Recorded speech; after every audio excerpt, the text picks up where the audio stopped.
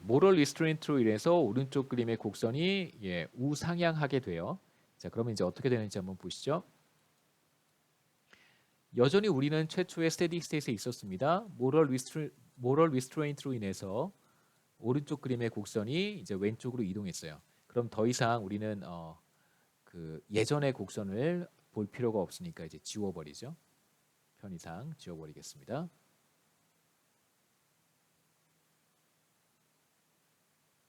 자, 이렇게 지웠습니다.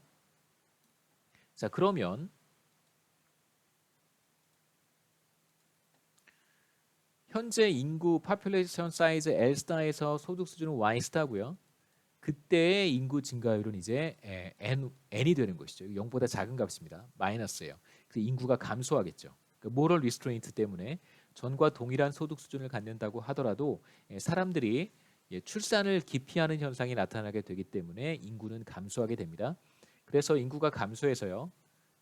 L 더블 스타로 가기 전에 한 중간쯤 왔다고 한번 해보겠습니다. 여기쯤 왔다고 해보죠. 인구가 줄어들었으니까요. 인구 증가율이 마이너스여서. 자, 그러면 이때에는 소득 수준이 전보다 높아져요. Y스타보다 높아집니다. Y스타보다 소득 수준이 높아지면 이제 사람들이 전보다 덜 기피할 테니까 인구 증가율은 예를 들면 마이너스 3%였던 것이 마이너스 1%가 되겠죠. 예를 들면 그래서 인구가 감소하는 속도가 조금씩 둔화가 되지만 여전히 인구는 감소합니다.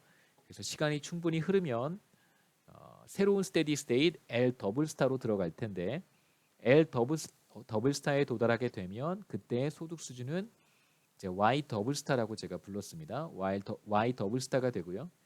이제 소득 수준이 Y 더블 스타가 되면 그때 인구 증가율은 0%가 됩니다. 자, 그래서 이 그림에서 조금 더 쉽게 여러분 이해하는 방법 중에 하나는 모럴 리스트레인트로 인해서 오른쪽 그림의 곡선 1인당 소득 수준과 인구 증가율 사이의 관계를 보여주는 곡선이 위쪽으로 이동하잖아요. 그러면 세로축과 만나는 점을 이렇게 찾을 수 있어요. 자, 요 점. 결국은 우리가 생각하는 경제는 멜더스 경제는 모럴 리스트레인트로 인해서 소득 수준이 높아진다라는 것을 예상할 수 있습니다. 그래서 거꾸로 가보는 것이죠. 인구 증가율이 0%가 되는 게 사실 스테디 스테이트니까 새로운 스테디 스테이트니까 Y 더블 스타로 갈 것이고요. 그러면 그때 인구 수준은 이제 L 더블 스타가 되겠죠. 이렇게 해서 거꾸로 찾는 방법도 있습니다. 이제 설명하기가 좀 어려우니까. 네.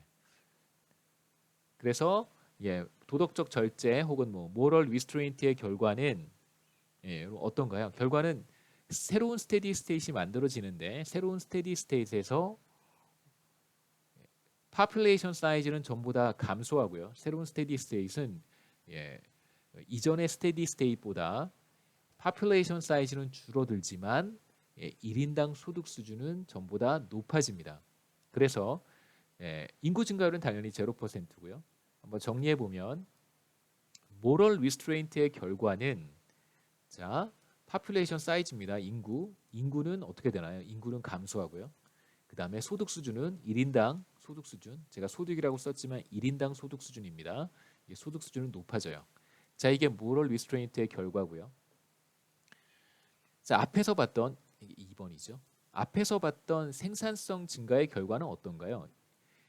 인구는 어떻게 변했죠? 인구는 전보다 늘어나요. 하지만 1인당 소득 수준은 동일합니다. 그러니까 상승하지도 않고 하락하지도 않아요. 동일합니다. 그게 이제 첫 번째 결과와 두 번째 결과의 중요한 차이라고 할 수 있겠죠.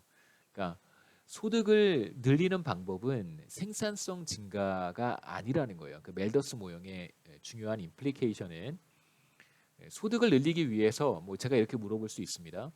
멜더스 경제에서 1인당 소득 수준을 높이기 위해서는 생산성 증가가 필요하다.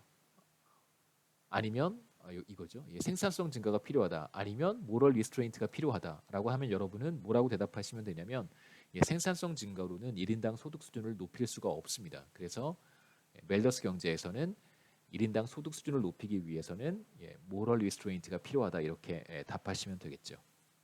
그 다음에 이제 재미있는 것은 전반적인 인구 규모가 반대 방향으로 나타난다는 거예요.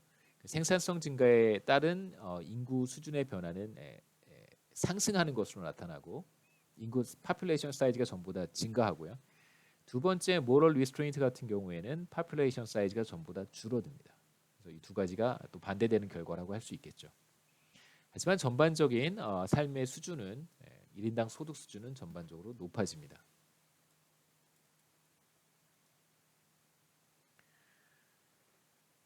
이제 우리가 솔로우 성장 모형으로 넘어가기 전에 이제 멜더스 경제, 멜더스 모형이 사실 현실과 잘 맞지는 않습니다. 그 당시에 그 멜더스가 살았던 시대의 경제 상황과는 비교적 잘 부합이 될 거라고 생각되지만 지금 우리가 살고 있는 시대와는 별 크게 시사점을 제공해 주지는 못하는데요.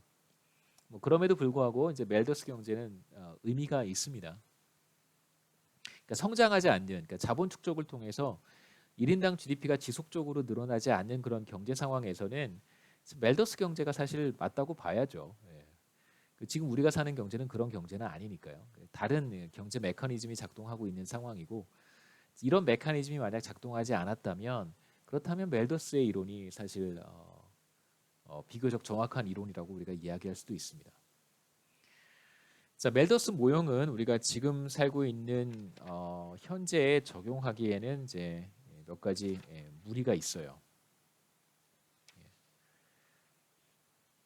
자, 멜더스 모형은 기본적으로 시간이 뭐 지속적으로 흐른다고 하더라도 1인당 소득 수준 Y가 일정한 값을 갖습니다.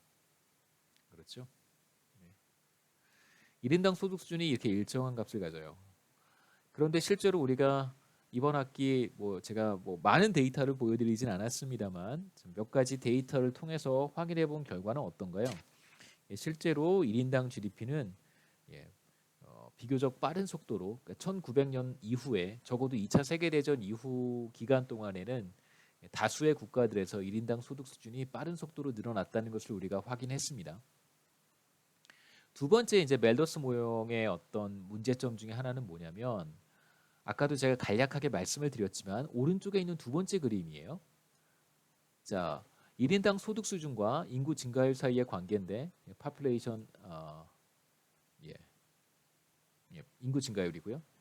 자, 이런 관계를 가정을 했습니다. 소득 수준이 높으면 인구 증가율이 0보다 커지고요.